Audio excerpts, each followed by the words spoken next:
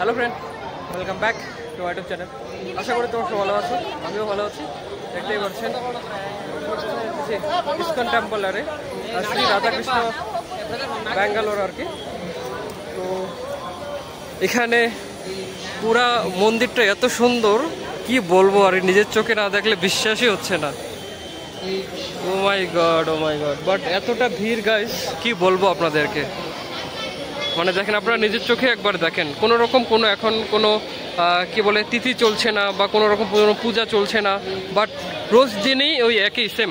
আর এটা হলো গেট আর কি, এটাতে এন্ট্রি করে তারপর এদিকে ভিতরে মেন যে ঠাকুরটা সেটা হলো একদম উপরে গাইস, ওইখানে দেখেন। তো যাই হোক, সেম আমরাও এখানে লাইনে দাঁড়াতে হবে, ডাকতেছে আমাদেরকে, নাহলে লাইনটা আবার অনেক বড় হয়ে যাবে। চলো গাইস, লাইনে দাঁড়াতে হবে। এখান থেকে মানে এখানে ভিড়টা একটু বেশি দেখতেছে, এখান থেকে এখন এদিকে চলে এসেছি, এদিকে লাইন একদম সোজা উপরে উঠে যাব, মানে মেন মন্দিরে দর্শন করার জন্য। তো আমার পিছনে দেখতেই পাচ্ছেন কতটা ভিড় আর কি, অলরেডি একদম লাইন লাইন করে সবাই ডিসিপ্লিন মেনটেন করে চলতেছে গাইস, সত্যি খুবই ভালো লাগছে।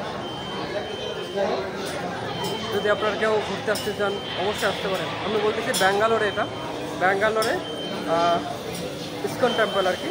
আপনারা মোবাইলে বা জিমেলে সার্চ করলে আপনি দেখতে পারবেন, ঠিক আছে। ব্যাঙ্গালোরে শ্রী লক্ষ্মী মেট্রো স্টেশন থেকে নেমেই 2 পা হাঁটলেই বাস এই ইসকন টেম্পল বা শ্রী রাধাকৃষ্ণ টেম্পল, যেটাই বলুন,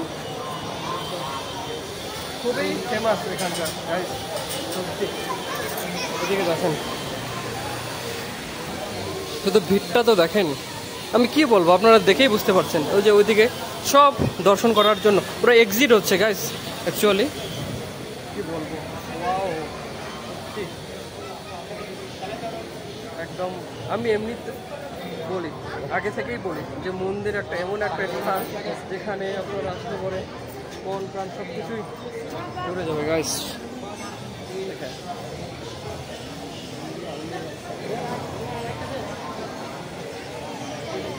দেখেন আপনারা,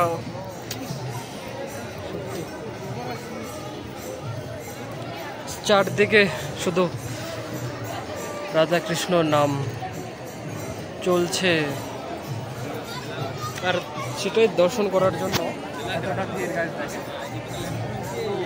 দর্শন করবে তাতেই এতটা ভিড়, মানে একটু আগে বললাম কোনো রকম কোনো তিথি চলছে না বা কোনো রকম কোনো পুজো চলছে না, বাট রেগুলারই সেম এই ভিড়টাই থাকে। আমি এর আগেও এদিকে গিয়েছিলাম হোয়াইট ফিল্ডে, যখন দুর্গা পূজা দেখতে, তখনও দেখেছি, বাট এখন যে সেম, তো মানে যখনই আসবেন সেম এই ভিড়টা থাকবে আর কি।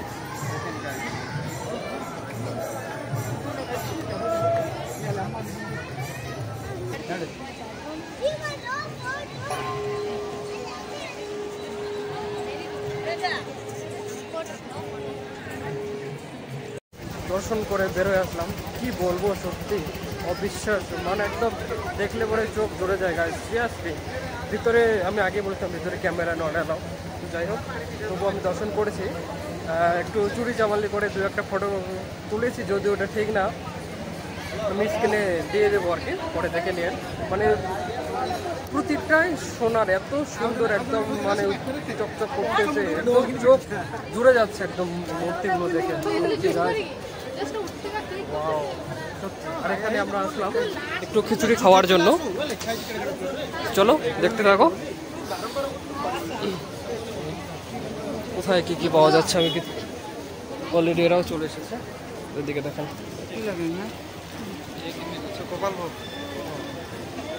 এখানে ভোগ দিচ্ছে একটু করে প্রসাদ।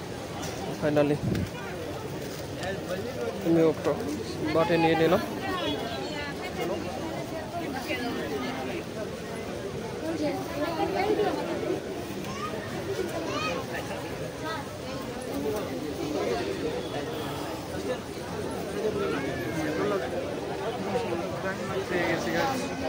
ভোগ দিচ্ছে, ভোগ এখানে দেখেন।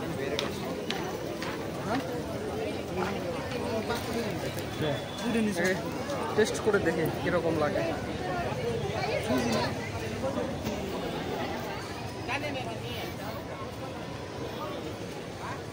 প্রসাদটা ভোগটা খুব টেস্টি ছিল। দেখে এদিকে এখন কি পাওয়া যায় আমি জানি না কি দিচ্ছে এদিকে, বাট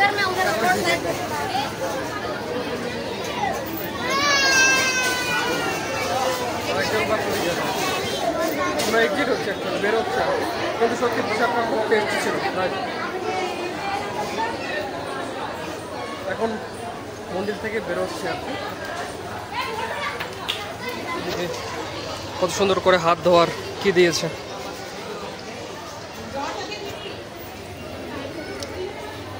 আরে চলে ভুলেছে, চলো যাই হোক আমি দেখালাম আমার অলরেডি হাতটা পরিষ্কার আছে, আমি চেটে পরিষ্কার করে দিয়েছি গাইস। ভিড়টা তো দেখেন, আমি কি বলবো ভিড়ের সম্বন্ধে, কি বলবোটাকে আমি তো নিজেই খুশি হচ্ছি না।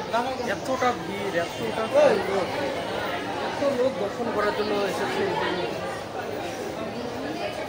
সত্যি নদীর চোখে না দেখলে একদম বিশ্বাসই হচ্ছে না। এত সুন্দর সুন্দর জিনিস, আর এইখানে ভিতরে দেখলাম মানে কি লাগে, ঠাকুরের বই, মূর্তি, ব্যাগ, সব কিছু ঠাকুরের আর কি। রেটটা একটু বেশি, তারপরে মিঠাই, সন্দেশ, জিলাপি সব কিছু পাওয়া যাচ্ছে আর কি ভিতরে।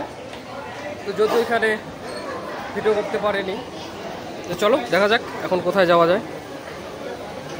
ফাইনালি গাছ মন্দির দর্শন কমপ্লিট আমাদের, এখন বেরোচ্ছে আর দেখেন এক্সিট আর কি।